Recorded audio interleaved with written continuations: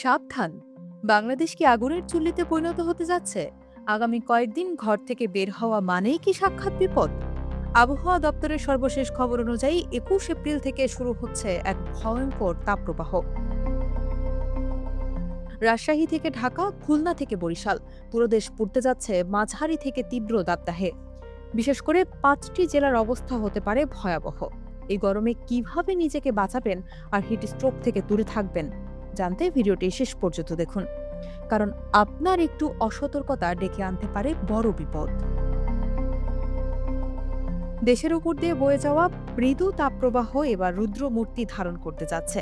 Bangladesh weather observation team জানিয়েছে, আগামীকাল থেকে এই তাপপ্রবাহের তীব্রতা আরও বাড়বে। বিশেষ করে আগামী 25 থেকে 26 এপ্রিল পর্যন্ত এই পরিস্থিতি চরমে পৌঁছাতে পারে।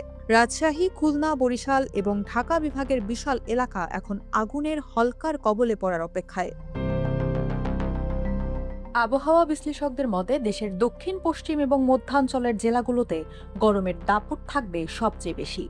আপনি যদি রাজশাহী, পাবনা, চুয়াডাঙ্গা, যশোর বা কুষ্টিয়া অঞ্চলের বাসিন্দা হন, তবে আপনার জন্য রেড অ্যালার্ট। এই অঞ্চলগুলোতে তাপমাত্রার পারদ 40 ডিগ্রি সেলসিয়াস ছাড়িয়ে যাওয়ার প্রবল আশঙ্কা রয়েছে, অর্থাৎ তীব্র দাবদাহে জনজীবন কার্যত স্থবির হয়ে পড়তে পারে।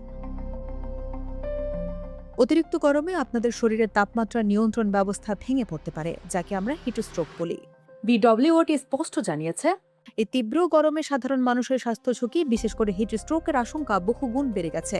সঠিক সময়ে সঠিক ব্যবস্থা না নিলে এটি এমনকি মৃত্যুর কারণও হতে পারে।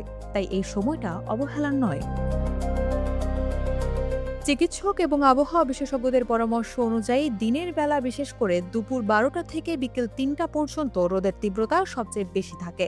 খুব বেশি প্রয়োজন না হলে এই সময়ে সরাসরি সূর্যের নিচে না যাওয়াই বুদ্ধিমানের কাজ।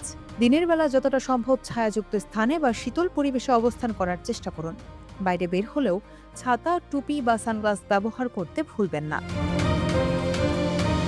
শরীর সতেজ রাখতে এই সময়ে প্রচুর পরিমাণে বিশুদ্ধ পানি পান করার কোনো বিকল্প নেই।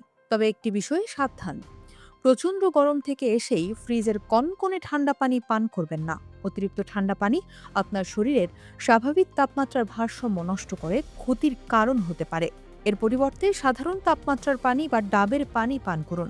হালকা ও সুতি কাপড় পরিধান করুন এবং বাইরের খোলা খাবার এড়িয়ে চলুন। প্রকৃতির এই চরম অবস্থায় আমাদের সচেতনতাই পারে বড় বিপদ থেকে রক্ষা করতে। আপনার পরিবারের শিশু এবং বয়স্কদের দিকে বিশেষ নজর দিন। মনে রাখবেন, প্রতিকারের চেয়ে প্রতিরোধই উত্তম। সুস্থ থাকুন, সাবধানে থাকুন।